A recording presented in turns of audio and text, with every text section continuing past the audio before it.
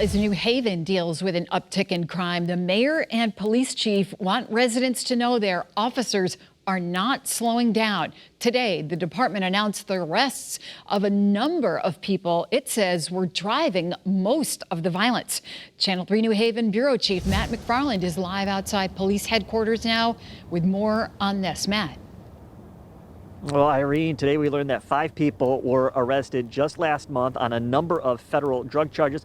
The chief says they were responsible for moving a lot of cocaine through the New Hallville neighborhood, and that's just part of it. He says his department also recently solved a number of shootings. Now, one of the most recent shootings here in the Elm City was last Friday, and police say they made an arrest connected to an early morning shooting outside a gas station on Sargent Drive. That's where a 28-year-old man was found shot in the head inside an SUV.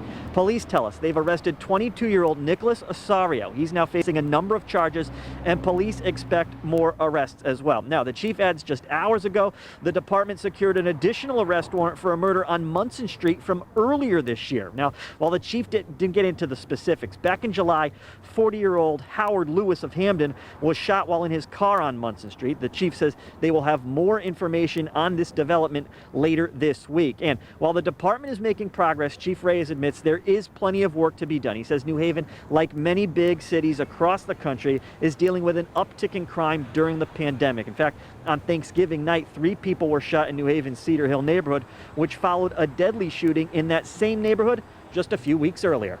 The reality is that sometimes it takes years before we're able to find resolution for families, and it's difficult. And on Monday, on Wednesday, when we announced the arrest of the Munson Street homicide, invariably there'll be one family that's relieved and has some closure, but there'll be dozens of families that feel like, what about my child, right? What's happening with my case? And that's what our detectives deal with. And so what I say to them is, we will not forget about their case.